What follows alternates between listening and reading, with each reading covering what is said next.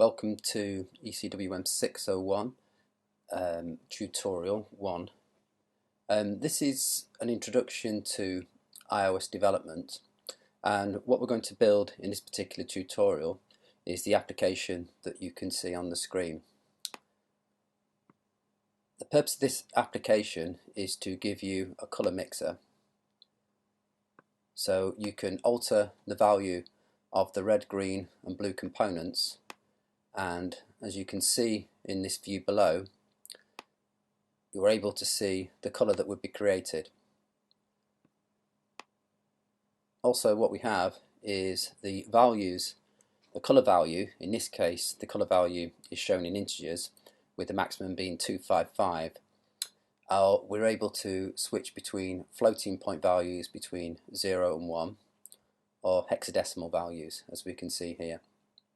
So this type of application is generally useful if you're doing any sort of design, if you're looking to create a colour or look at a number of colours within a palette, typical for web use or anything else. We probably won't implement all these features in the tutorial today, but we will get as far as at least showing the colour values in terms of integers, and also implement the rest of the application. One thing to notice before we start is you can see that if you look at the detail at the top here, you'll see that this is a simulator and it's for the iPhone 5S. The iOS is 8.1 in this case, and at this current point in time you'll be well aware, hopefully, that Apple have now a number of different devices of differing sizes, and we really are looking to support probably everything from the iPhone 4 to the iPhone 4S, iPhone 5, 5S, iPhone 6 and the larger version of the 6. So this adds some early complications that we have to deal with, and this is to do with the way we lay out components. Prior to the number of different iPhones, used to be one iPhone essentially at most times. And then variations with the 4 and the 5, but now it's got reasonably complicated, and so we have to deal with layout quite early when we are learning development. It used to be that you could probably pretty much avoid it and just place components where you want. So we're going to also cover quite a bit about using the layout tools within Xcode. Okay, so what we're going to do now is we are just going to get started with a new project.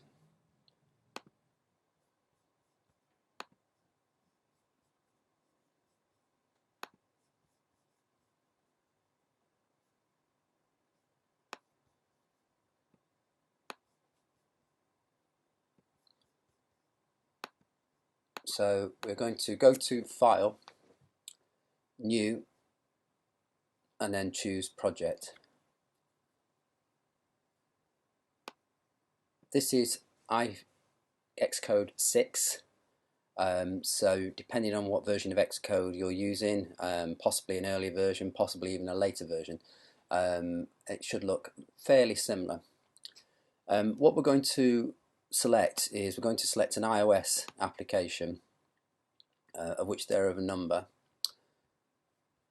and we're going to choose for this purpose a single view application.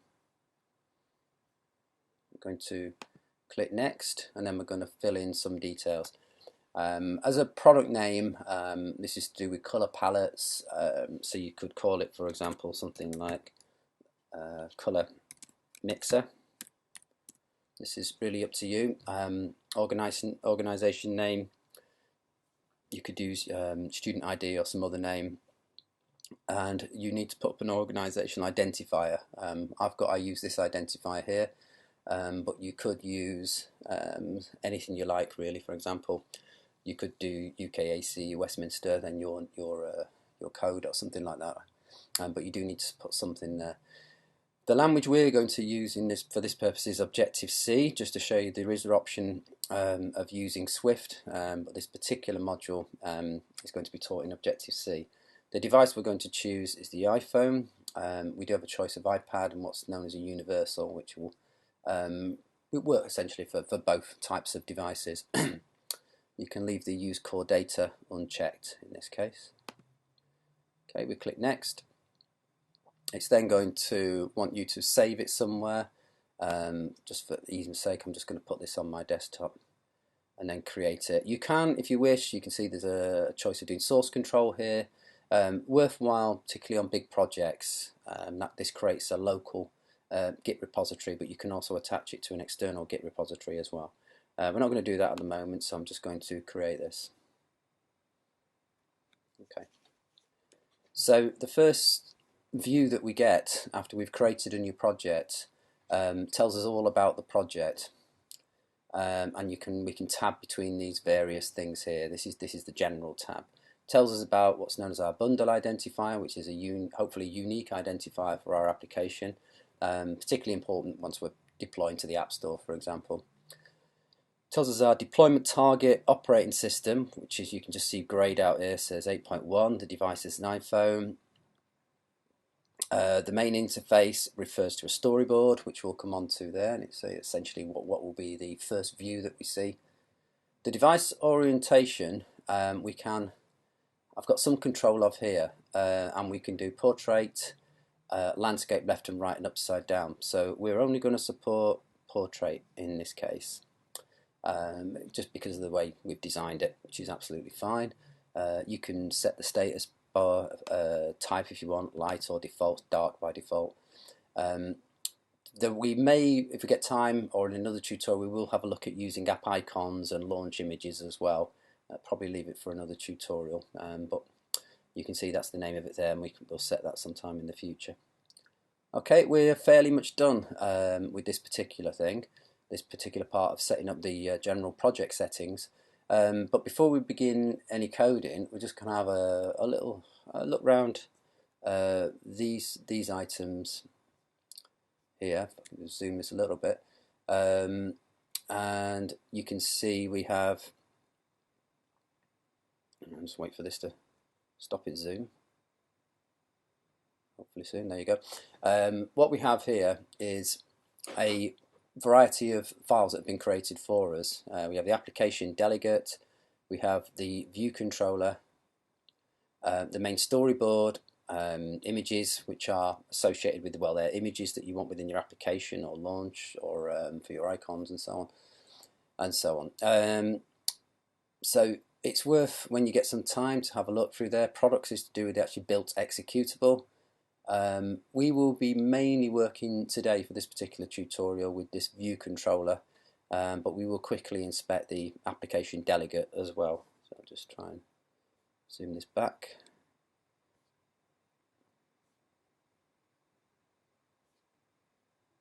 Okay. So before we start, we'll just look at the application delegate. As you'll see from lectures, the Objective-C classes are split between a header and this M implementation file. If we just look quickly at the application delegate, what you'll see is essentially this handles everything to do with the application itself. And there's a lot of useful methods which have already been entered for us, and good descriptions within the comments of what these things do. And they're generally to do with when the application's been terminated, going into the foreground, going into the background, and so on. And they're usually to do with the way you handle data at those points, or where you clean up your application. But that'll be onto that in probably a later tutorial. So if we move over to the view controller, remember iPhone is a very strong model view controller pattern, which you need to conform to when you're coding. And you can see we have a view controller which has two methods which have been populated automatically for us, and they don't do much. We have one called the view did load, which happens once the view has loaded, and it calls a method here. We don't need to worry about that, but we're going to do some other setup here. Did receive a memory warning, as it says here, dispose of any resources. Again, we're not particularly interested in that today.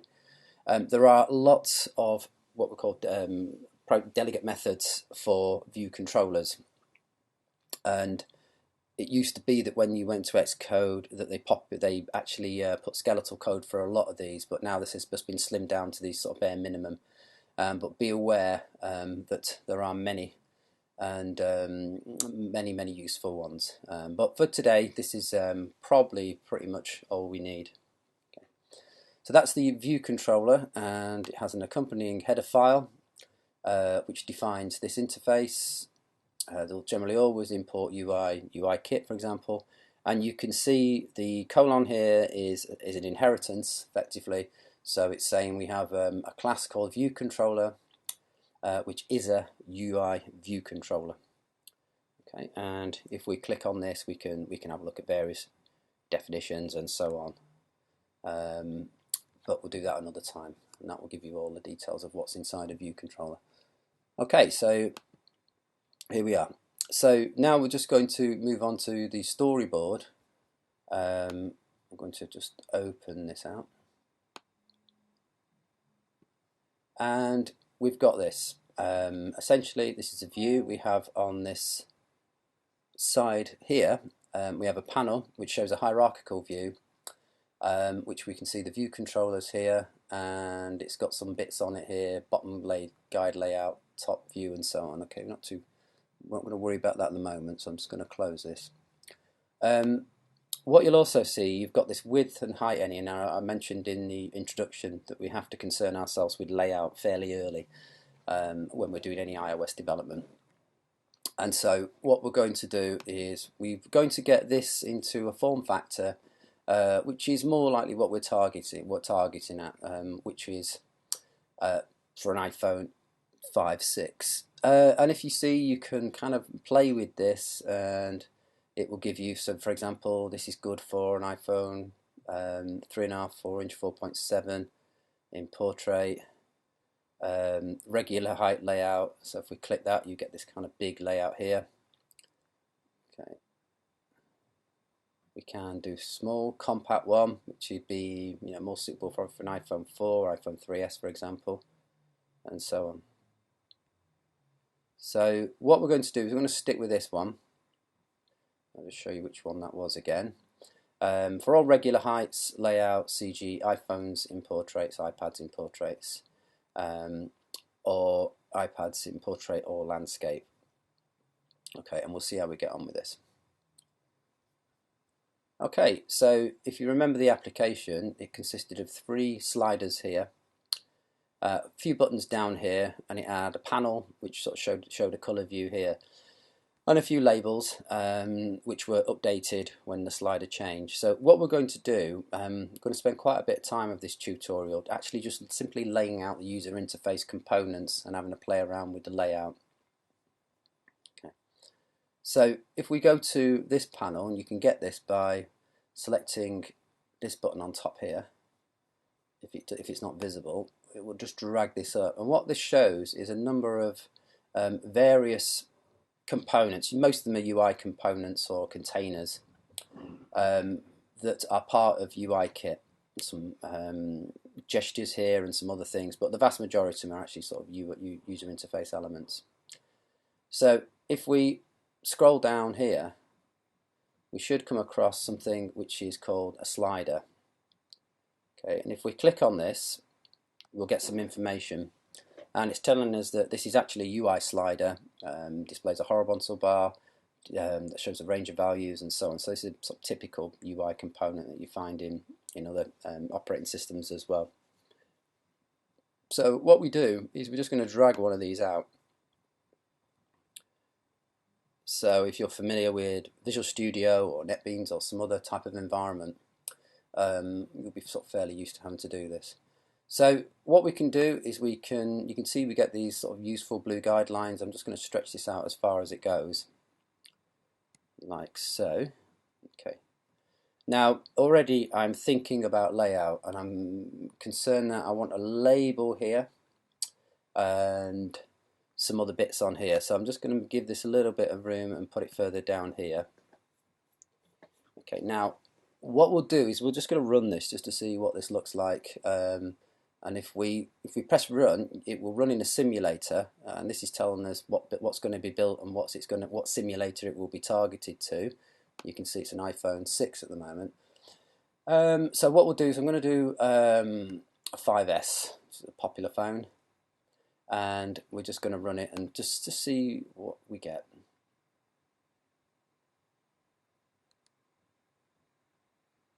Okay, you can already see it's already not right. So what we've got from the storyboard, the layout in the storyboard, doesn't look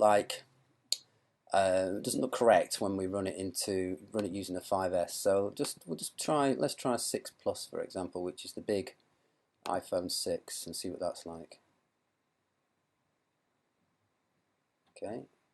Okay, still not right. So you can see, as I was referring to earlier, we in sort of modern iOS development, certainly in the last few years, we've had to concern ourselves with designing the layout fairly early.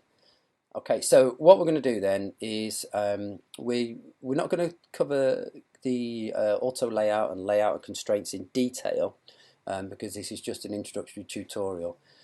So what I want you to have a look at is these controls here at the bottom, which are to do with the layout. And essentially we can add some constraints. So what I want this slider to do is I want it to sit in the middle, and ideally I want it to size itself so it fills the screen independent of what particular device I'm using it on. And so what I'm going to do is I'm just going to say I want the horizontal center to be in the container. And if I click that, you'll see this enlivens this button here, and it's asking me, add one component. So I'm going to click that, one constraint, sorry. Okay, and then we get this constraint. Now you can see these are shown in orange. If they're shown in orange, what the system is telling you, or what this constraint engine is telling you, is that it's not finished yet. The lines all need to be blue. So as it stands, this won't work, or probably not work.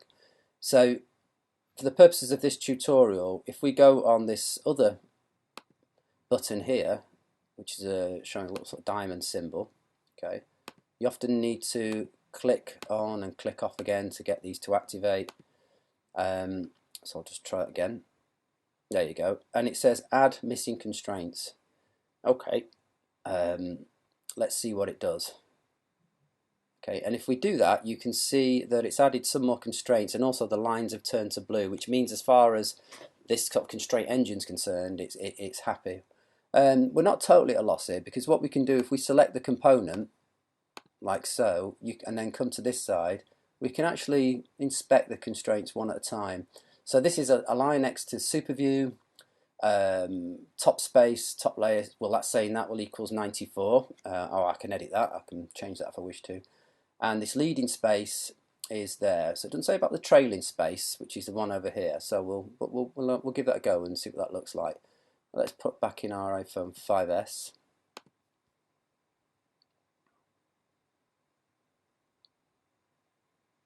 Okay, that already looks a lot better. Okay, I now have my slider. It's nicely constrained in the center. It's at the sort of right distance I want from the top. I am targeting the 5S here, but we'll have a look in the iPhone 6 Plus just for fun, just to see what the difference is.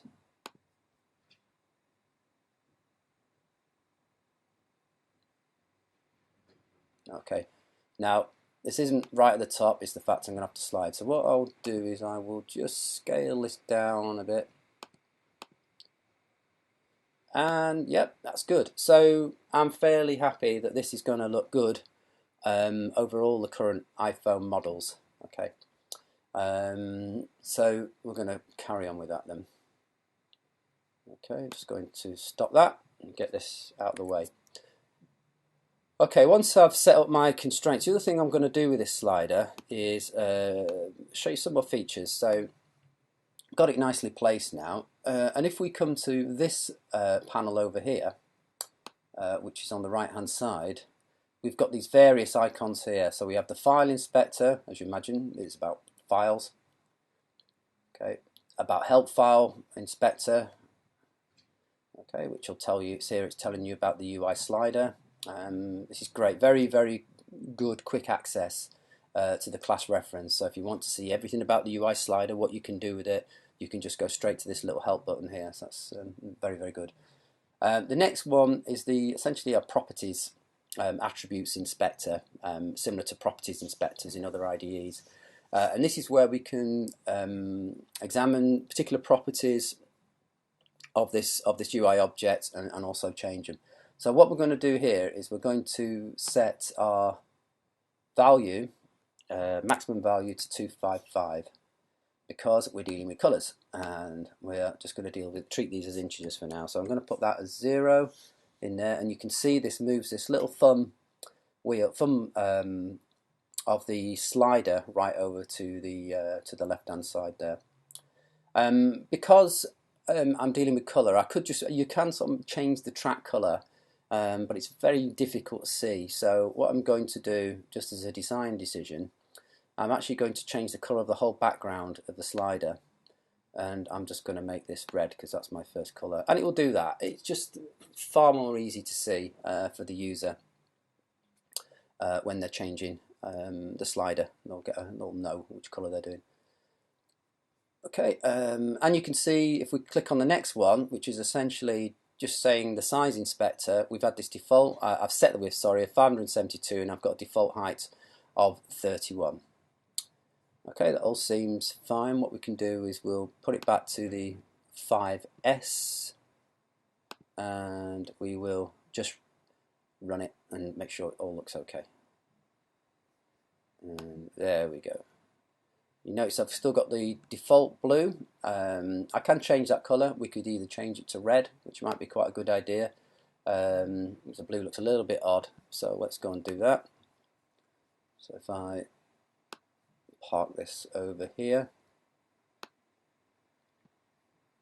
I'll then select my, worth showing this, it's actually sometimes, in fact it's often easier to select your components from this hierarchical view.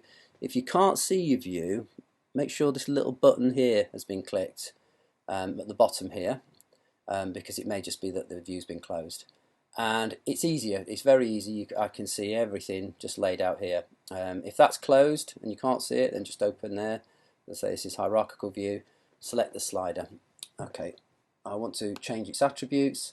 So what I'm going to do is I'm going to change the min and max track just to be red on here.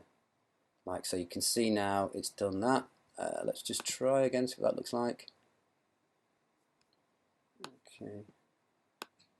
Okay, yeah, I think that looks better. I think that's fine. Okay, so that's good. So essentially all we're going to do now is we are going to repeat this for the other 3 sliders, and then we're going to put the labels in. So you could copy and paste this.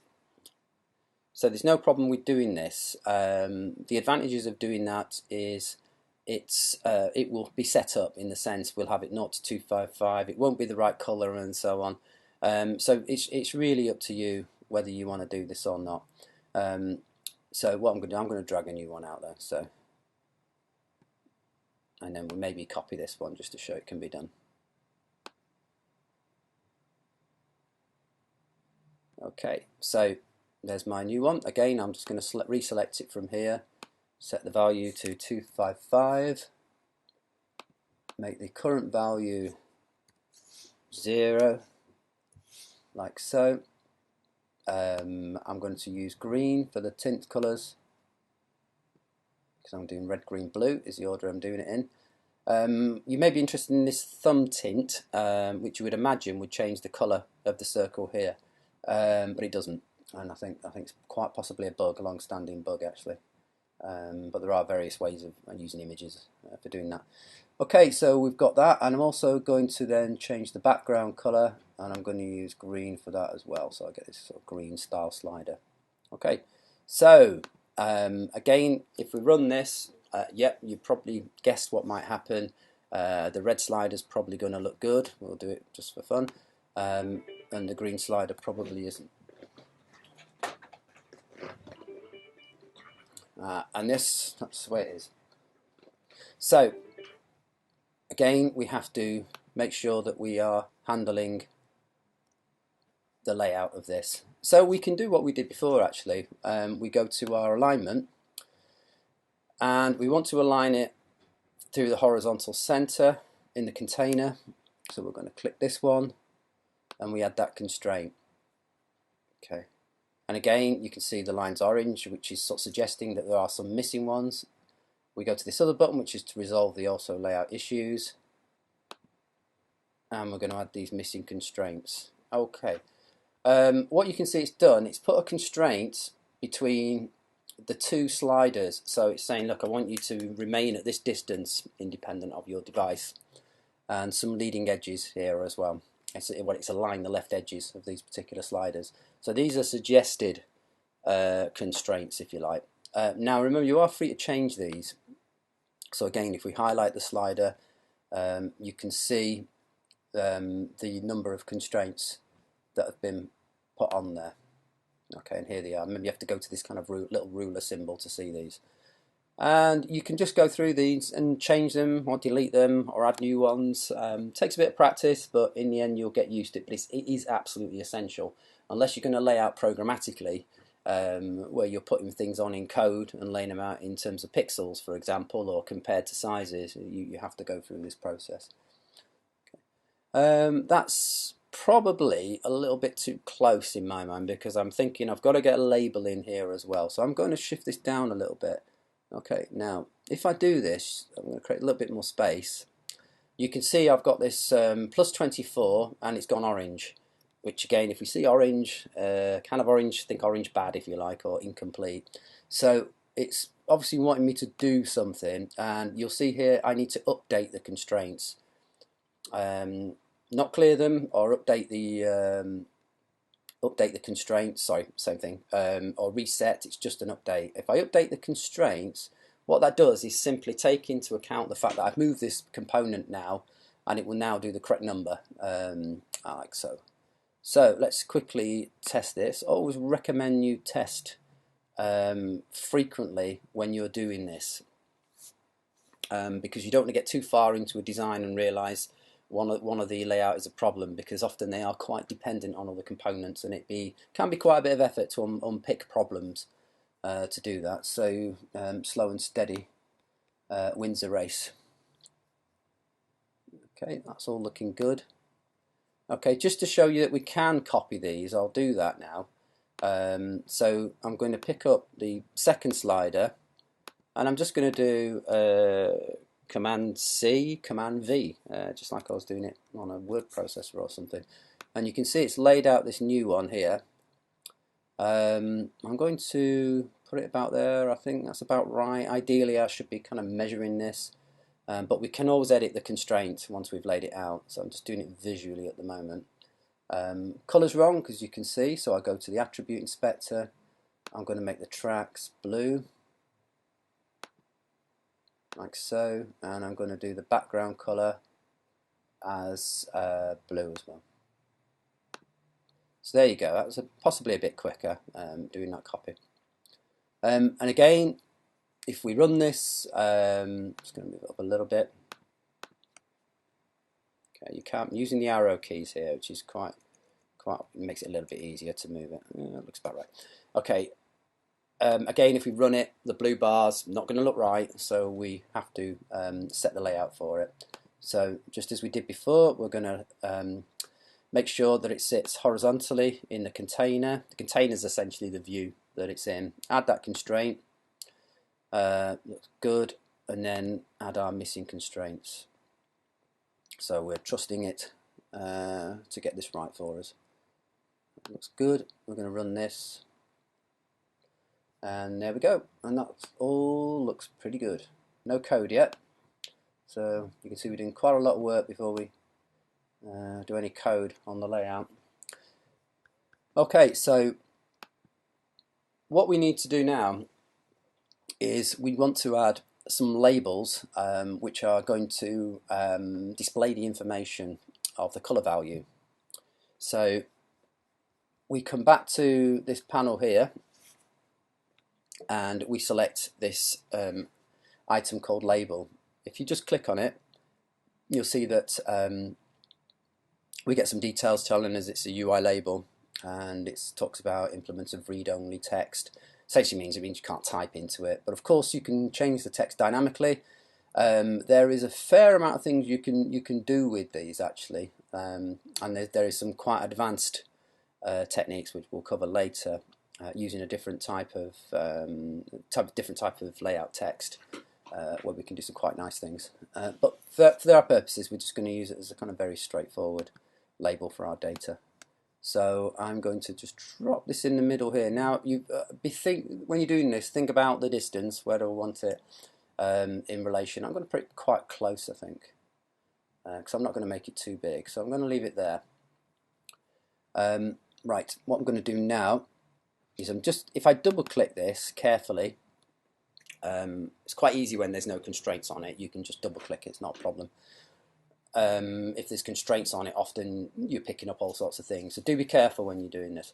I'm just going to put a nominal value in here of 0, okay, just so I can see where it is. I'm also going to expand this out a little bit because I want to fit at least 255. The other thing I want to do is align the text to the center, and then I'm just going to highlight this. Again, I'm going to do it from over here, and I'm going to move it with the arrow keys, and I'm looking for, there it is, I'm looking for that center point because I want these to be absolutely bang center. Okay, yes, if I run it, good chances are this label is going to be oddly positioned. So again, I'm going to set the layout for it. So it's exactly the same as what we did before. It's getting a bit more complicated because there's more components on there, but I probably want it to be constrained to a distance from here, for example. I want it to sit in the center. I may want it a certain height from here as well. But probably the guide actually is probably only really want it to sit above this bar. So the constraint would be a certain distance above the bar, sit in the center. It's pretty much it actually. So we'll see how this works. So first thing we're going to do is we're going to constrain it to be horizontal in the center. So we're going to add that constraint. Again, it's looking to do some sort of constraint probably from the bottom of there, which we'll go with. We'll see what it looks like. So we're going to add our missing constraints. Okay. So you can see it's added a few constraints here. As I say, you may want to start editing these at some point because they may not quite have the. Remember, this is just essentially having a guess at what you want. So they can be sometimes simplified. So you can play around with these. You can see there's one there. That's probably all I need, which is the bottom spacing from that next component, which is there, the one I've just highlighted. Anyway, so we'll just have a look at that, and hopefully this looks all right for us. Now I'm just going to pull this into the middle. Yeah, it's looking good in an iPhone 5S. Probably look good in the other devices as well. Okay. Okay. So again, the next part is just a repeat of this. So I'm just going to drag another label out in here, line that up. Trying to get roughly. I will measure this one, so I get the idea. Sorry, get to the distance, which is the one I'm after is that one. So you can see it's 16 pixels above there. So I want it to be roughly the same if I can. I can edit it if it doesn't turn out that later. Happy with that. I'm going to double click it just to put a 0 in. Make sure that it's aligned in the center. Going to move this, make this bigger first actually, like so, and then I'm going to move it. There you go, so it goes bang in the center. Looks okay, probably a bit closer than the other one, so I'm going to just make that up a little bit. Okay, and then we are going to add our layout. So I'm going to pin it horizontally in the center of the container, and then just add our missing constraints, which would be very, very similar to what the other one did. So final one for our blue bar. Okay, let it out about, looks about right. Okay, pin it to the center. Double click, put our 0 in. Make sure we've got enough room for 3 digits at least. in there,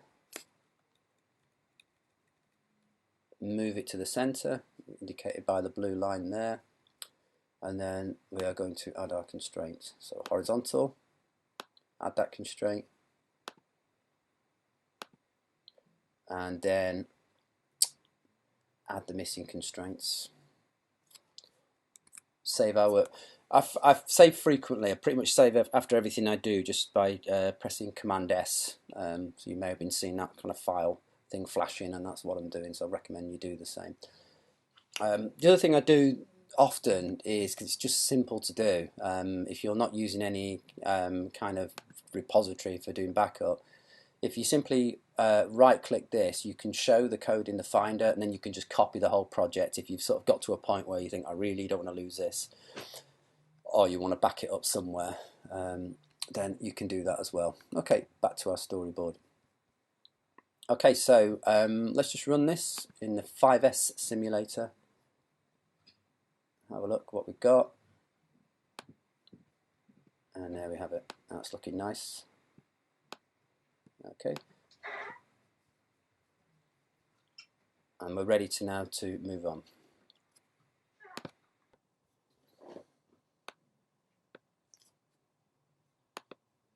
Okay, so what we're going to do now is, I'm just going to dismiss that. We are going to do something on outlets and actions.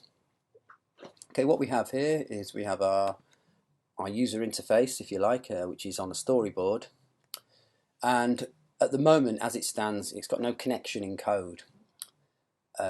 There is a way of doing this in iOS development, and also in development for OS X as well. We attach our user interfaces to our code by means of a thing known as an IBOutlet, which is kind of interface builder outlet, that's short for. And we're just going to show you how to do that now. So what we need to do is, it's useful if you press this little strange double circle thing here. This that used to look like a sort of smart dinner jacket in the past, but it's called the assistant editor. So we're going to click that. If I click that, what it's trying to do is it's trying to see this one here, it says automatic here. What it's trying to do is say, well, you are looking at the storyboard that's got this view controller on it, so I'm going to show you the code for that view controller, because that's probably what you want. But of course you can do it manually, and you can select any view, any particular bit of the storyboard, and any bit of code as well. So, but it's useful to be able to do this, and that's just this button here. Okay, so just a brief summary of what this is. You can see I've got a line here, interface view controller, and it's got the brackets, and then it ends here. This is where we can define, essentially this is a private interface, unlike if we put these in the header file, which would therefore make it make the things we put in there, the properties we put in there, public. So this code is all self-contained. There's no other bit of application that's going to use it. No other classes are going to consume this. So I'm happy putting everything in this part of the code in the private interface, which is in the viewcontroller.m. Okay, so what do we need in there?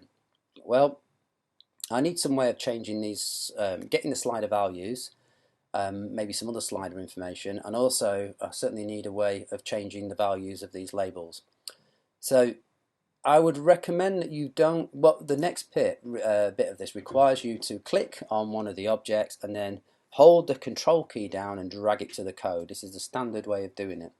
I'll probably recommend that you don't do it from here, because you can see it gets messy. There's all sort of little bits on here, and it's easy just to click on the wrong thing.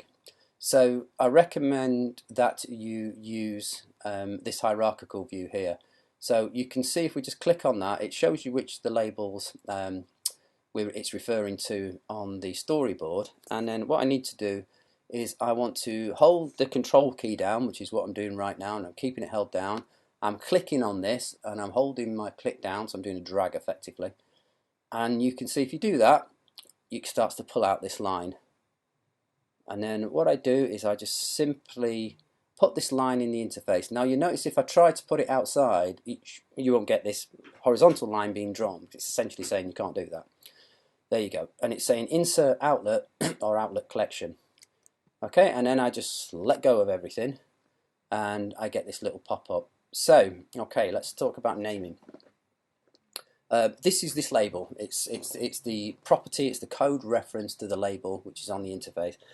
My strong preference for doing naming is actually to start with what the thing is. So I always start with, if it's a label, I'll start with the word label. What label is it? Well, it's the red value.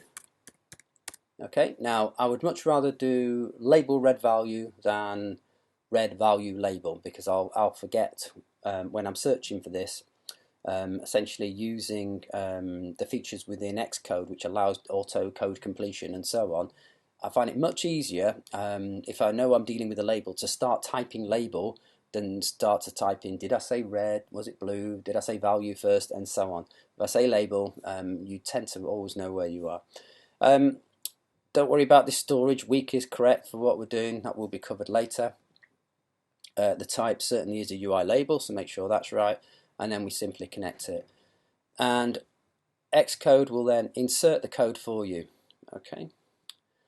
So this is the recommended way to do this. It's not to type this in manually and then connect it, though it is possible to do that, and you can connect it afterwards. So you could just type this code in and then connect it. It's just far simpler to do this. Okay, so we've got one of our labels in there, and all we're going to do now is repeat this for the other ones. And again, I'm just going to go to my second label, just check I've got the right one on the user interface, control drag this in like so. I'm going to call this label green value and connect it, and then we're going to do the final label, and we're going to do this. We're going to call this label blue value, connect that, and we're done with the labels. Okay, now we also do need the sliders. We can, what we'll do first is we'll actually just do the events, because what we want to do, of course, is when we are changing the slider, we want to put the value onto the label. So let's just do that first and see if we need to make the slider a property or not. Maybe we do, maybe we don't. So what we'll do is we'll do it without at first. And what we're going to look at now is, instead of looking at properties and outlets, we're going to look at actions. An action is essentially part of the event-driven system. It's an action, it's something, it's a method that will get called given a certain event. In this case, the event or action is the slider value changing. So we want to detect when the slider value has been changed by the user, and we want to capture that value, and we want to put that value back on one of these labels. So let's have a look at maybe changing the value of this red label. Okay, how do we do that? Well, the first thing we do is we must capture the action of the slider. So what we're going to do here is we're just going to make a bit of room in our code, which is just between this view did load and did receive memory warning. I'm going to put my cursor back down there, because what I'm going to put here is I'm going to put a method in here, like so. So pretty much as we did the putting down the properties for the labels, we're going to do the same thing for this red slider as well. So again, I'm holding down the control key, I'm dragging here. Now if I go in, I can lay it down as a property here, pretty much as we did the labels, but I don't want to do that. In this case, I'm going to put it down here, which is in the body of the implementation of this particular view controller class. And it says in the little box there, it says insert action, so that's what I'm going to do. Okay, and this time we see the connections and action type as opposed to an outlet, and it's asking me to give it a name. So the name would be something like, well, pretty sensible name would be red value changed. Okay, because that's what's happened. Now it says type ID here. We can change the type to a UI slider, which we'll do. Let's do that. Okay, now what does that mean? It means that like a lot of IDEs, when you set these things automatically in code, not only does this method get called, well, the method gets called, when, in this example, the user changes the slider, but also you can pass the actual component that was being changed. So the red slider, or the instance of the red slider, will also be sent to this message, and that's useful because we want to get the value of it, for example. Okay, and so we're just going to connect this and see what that looks like. Okay, that's pretty good. Okay, so we have an action here now, which we believe will be triggered when the red value gets changed. Okay. All right, well, we can test that. So what we're going to do, we are going to just give it a go and just see what happens. So the first thing we want to do is we want to change the value of the red, the label red value text. So because it's a property, I can use the word self, which is a bit like this in C# and a bit like this in Java. It's a reference to a property of the class itself. So if I do self, and this is why I do this kind of naming, if I now start typing label, it makes it very easy for me to find everything that's a label. With Xcode, at this point, I can just press the tab key, and I can tab along. I'm happy that's right. And then I can also use the dot method as well, similar to other languages. This is very similar to a sort of C# properties, if you like. So the self red label value dot text equals. Okay, so we're going to jump a few lines of code here. We could split this up, but it's probably not worth it. But essentially, if you think about it, what we've got is I have the value of the slider, is what I want to take. I know for a fact, because I've looked at the documentation, that the value for this slider is going to be a float value. So I've got that problem is I obviously want to put text onto my display. I can't put a floating number on, that's never accepted. It has to be character format, so therefore I have to do some parsing or a conversion from that floating point value to a text value. So we're just going to do this. So if you watch this carefully, we're going to use NSString, which is the de facto string type in Objective-C, and we're going to use a method on the NSString object, which is called string with format. Okay. Now, string with format, this is a lot like typical C formatting strings, and exactly most programming languages obey to these kind of formats, and you've just got to learn them or look them up. Okay. What I want to do is I want to put 255 as an integer. So what we're going to do is we have to declare this as an NS string, and if it's an NS string, we always use the ampersand. If Objective-C compiler sees the ampersand and then a quote afterwards, it knows you're referring to an NS string, or the thing is an NS string. So we do %. I want 3 characters because I want to go 0 to 255. 0 because I don't want any decimal places after it, because I just want it to look 0 to 255, so I'm kind of faking it really, that it's an integer. And then I use F. F means float. Okay, so that is the format I want my following value to be in. Okay, so that means I want some text, and I wanted it to be formatted in that way to have 3 places before the decimal point and 0 afterwards. And the F is telling me, or telling this particular method, that it should expect a float value following. So slider, not slider, it's actually the sender. Okay, dot value. You can see that it's telling me it's a float type. Okay, why is it that I can just say sender? Well, remember I said that this particular method is passing the reference to, or pointer to, the actual slider object, the slider instance, which in this case is the red slider. So I would fully expect this to give me back the value of the red slider. Okay, so let's test this to see if this works. Okay,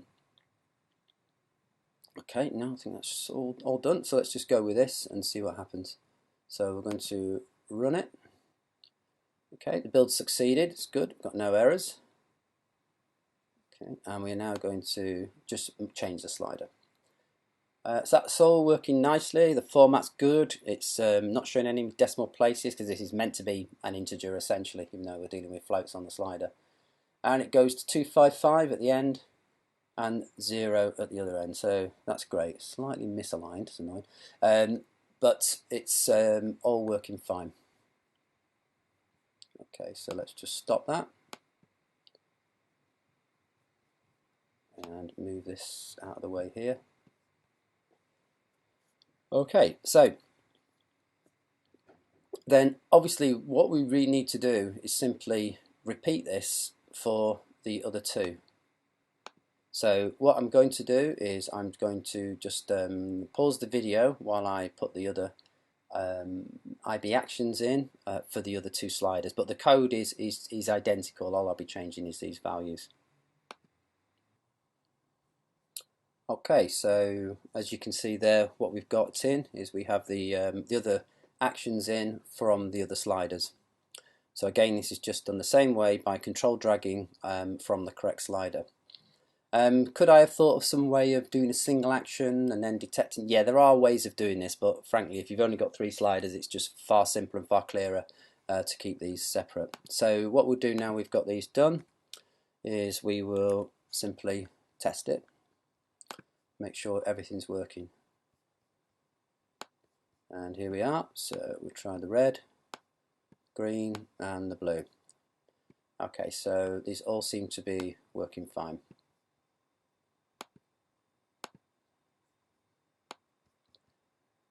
Okay, so what's to do? Okay, so what we would like to do is to then somehow have a panel or some view that changes colour when we change the sliders. So we've got to think of something fairly useful that might do that for us. There's quite a few things you could use actually. You could use a text field, for example, because you just change the background colour of it, and a few other things we could do. But probably the easiest thing to do is just to use another view.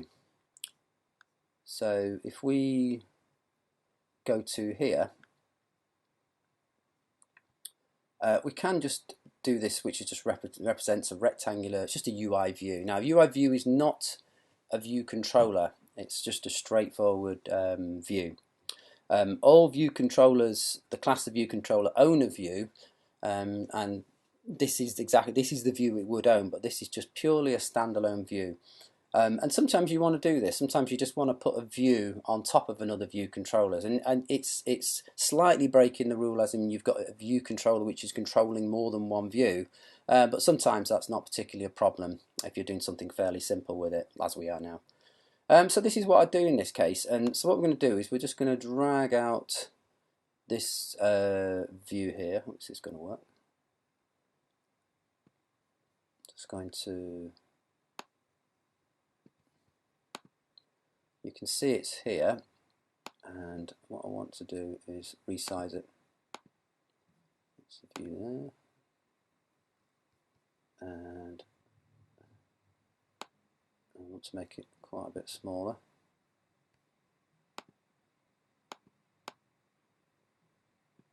Just move it, and what I'll do is I'll set a background colour of it so I can actually see the thing. Well, you can't see it, so I'm going to put it there. That's probably okay. It's quite big, so we'll just make it a little bit smaller, just in case, because we'll probably want to have a few more labels and so on. Perhaps make it like no reason why it can't be big in terms of its horizontal width. So we'll do that. Okay, that's good.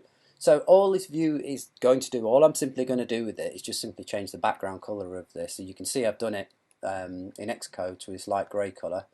And if I can do that, I can obviously change the colour programmatically as well. And that's really all I'm going to do.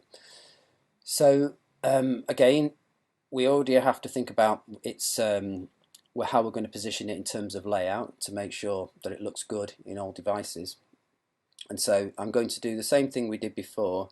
I'm going to horizontally align it in the container as a constraint, and then I'm going to add the missing constraints just to fix it in the position that we've dragged it into. and you can see that there. Let me just make this a bit smaller for you. Okay, let's have a look at that, make sure it looks reasonable. And it doesn't. Okay, so you can see we've got, it will work. We've got some problems with that, particularly in the iPhone 5S at least. So what I'm going to do is I'm just going to fix those.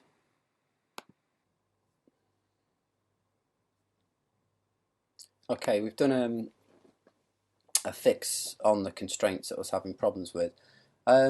What I've decided to do, instead of using the view, all I've simply done is used the label instead. So you can just drag a label out, clear the value, and just make sure it's big enough. You can just drag the label out, make it as big as you like. Double click it to clear the value. Add the center constraint, which is this one here, and then just do the auto one. So it's actually exactly the same. So the only thing I've done, instead of using the UI view, I've just used the label instead, which should suit our purposes just as well. I think there was a problem with the constraints that Xcode seemed to be unhappy with me not placing a view at the top of 0, 0, although I have done this, but not to worry. So we're in a position now to actually change the background color of this depending on the value of the sliders. So what we're going to do now is proceed with that. So first we'll just test our layout looks good, and that looks fine. Okay, and this is the panel here, which we're going to change the background color of.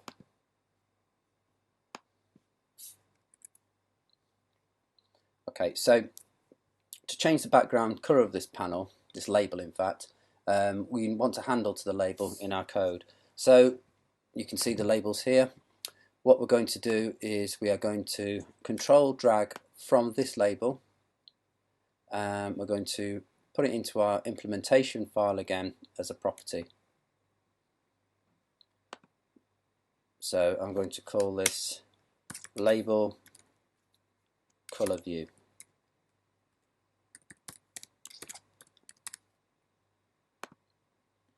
Like so.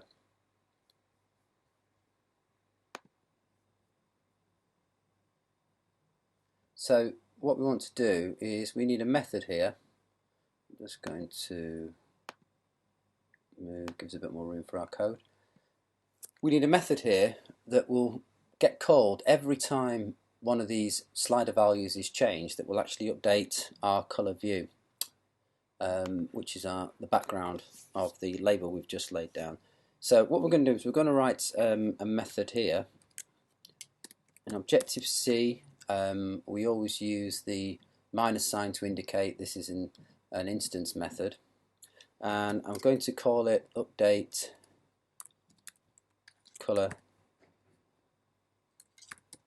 view. Doesn't take any arguments and it returns void, so that's a completely valid Objective-C method. Okay, now to be able to access our sliders, at the moment I've got no property for the slider on this particular view controller class. The only way I'm accessing them is inside these actions, which essentially means that although I do get a pointer to the slider inside these, it lives and dies inside these methods. So I need to be able to have a property. So I'm just simply able to interrogate the values of these sliders at any point in the class here. So to do that, it's pretty much the same. I'm going to go to the red slider, which I'm going to add here inside this private interface, and I'm going to call it slider red, like so. And exactly the same thing is going to be done for the green slider. Drag it here. Remember, we're using a naming convention where we say the name of the object first. I'm going to connect that. I'm then going to do my last one.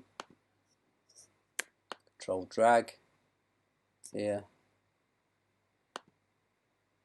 I'm going to call that slider blue, and we're done. So now we have access to the slider components in our code. So what we're going to do is we want to change the background color of the label. We've got everything we need now. We've got a handle to the label itself, which we're using to display our colors. We've got access to the sliders, so we should be able to do this now. So what we're going to introduce here is a new class called UI color, which is essentially a convenience class for handling colors. We want to make a new color, so I'm just going to call it color. The star for the pointer is important. You'll get an error if you don't put these in, because these are reference types in Objective-C. And we are going to use a method on the UI color class, which is UI color. Okay. And the method I want to use is color with. Okay, so the method itself, as you can see highlighted in blue here, is color with red, green, blue, and alpha. Okay, and this will create the UI color for us. Okay, so color with red, you can see that it's taking a float value. If you look at the documentation, this expects a float value between 1 and 0. Our sliders give us 0 to 255, so we need to deal that, but that's simple. We just need to divide it by 255. So what we're going to do is we're going to do self, because we made the sliders a property. Slider, again, that's makes why we use a sensible naming, makes it easy to find. Slider red dot value, like so, but we also want to divide that by 255, okay, like so. And then we move on. You can just move on along these by just simply pressing the tab key. So I've got self.slider green dot value. I'll just close that. I'll put it in a minute. 255.0, and I want to put a bracket there. Okay, and now I'm on the blue. I'm going to be a bit lazy this time. I'm going to pick this up, copy that, and put this in here. I'm just going to paste that in, but make sure I change that to be blue, like so. And the alpha, I'm just going to put a value of 1 to make sure that it's completely opaque. Obviously, if I put a value of half, it'd be semi-transparent, so it'd be just a mix of that and the background colour, and I definitely don't want that at this point. There may be a case for doing that at some stage, but at the moment I just want this alpha to be 1. I'm getting a little warning here just to say I'm not using this yet, so we're going to actually apply it. So we're going to do self.label, which is the, we actually want the colour view label that we're doing, dot. Now you can see if I do a dot and type B, you can see we have a property here, which is what the P means on here, there, of the background colour. So I just want to set the background colour and make it equal to colour. Okay, so let's just run through this. So when the user changes the slider value, this will also, well, it will update the value on the labels above the sliders. But it will also now, we need it to call the update color view as well. So if we just run this, we still won't see a change because we haven't yet called this new method. So how to do that is we just simply do self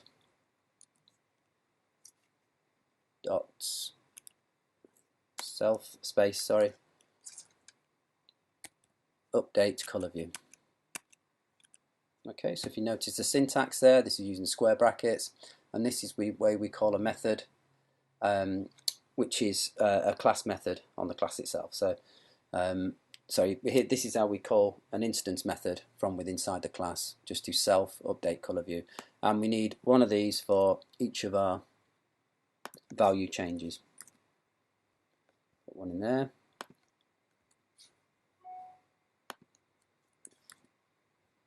and one in there. Okay, so I think we've got everything we need, so we're just going to test our code.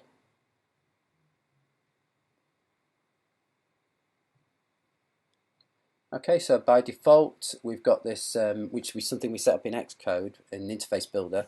We've got this default grey background. As we slide these particular, the colour sliders along, we should now see our background changing as the label background changes. So this is quite nice. So let's just test this. If we have it full value, it should go to white. Okay, you might want to border around that because it just seems to disappear, which might be a bit off-putting to a user. And if we pull it all the way back here, it should go to black. And that looks to be working perfectly well. Okay, so that's the end of this tutorial. There is further work to do on this particular application, which the details will be in the tutorial sheet. So, and that's the end of ECWM601 introductory tutorial on iOS development.